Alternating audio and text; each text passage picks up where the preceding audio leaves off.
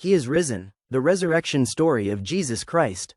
Join me as I dive deep into the story of Jesus coming back to life and see if I can uncover the real meaning behind this miraculous event. On a hill called Calvary, just outside the city walls of Jerusalem, the Son of God hung between earth and heaven. Beaten, mocked, crowned with thorns, Jesus Christ, the spotless Lamb, bore the sins of the world upon himself. As darkness covered the land, he cried out with a loud voice, "It is finished." And with those final words, he bowed his head and gave up the ghost. The earth trembled, rocks split, the veil of the temple tore in two from top to bottom.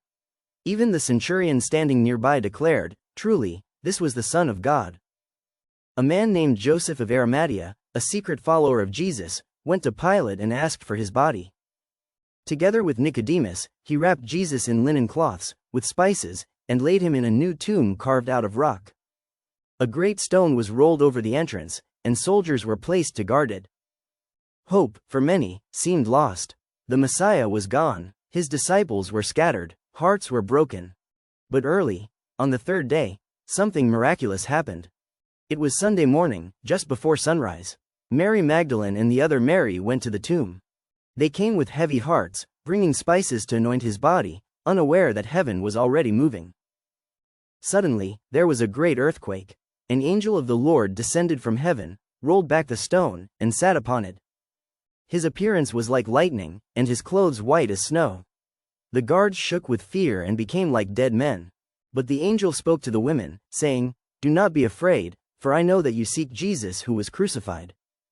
He is not here, for he is risen, just as he said. Come, see the place where the Lord lay. Then go quickly and tell his disciples that he is risen from the dead." With trembling hearts and overwhelming joy, the women ran to tell the disciples.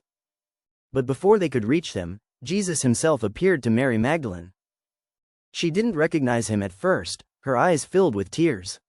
But when he called her by name, Mary, her heart leapt. "Rabboni," she cried, falling at his feet. He was alive. Later, Peter and John ran to the tomb after hearing the women's report. John arrived first, but Peter entered. They saw the linen cloths lying there, and the cloth that had been around his head, folded separately, neatly set aside. This was no rushed disappearance.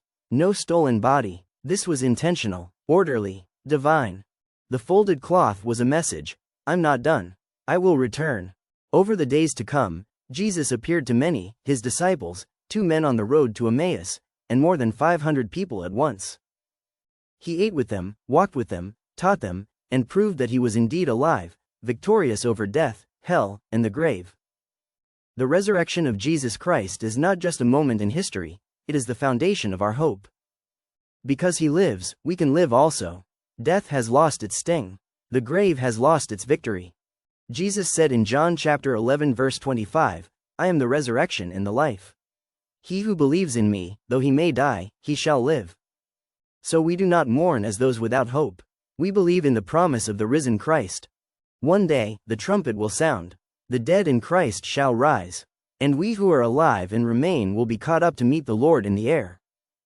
Because he rose, we too shall rise. The tomb is empty. Jesus is alive. And because of that, our future is full of hope, full of life, and full of glory. He is risen. He is risen indeed. The tomb is empty. The King is alive. And because of that, you have a reason to hope, to rise, and to live again.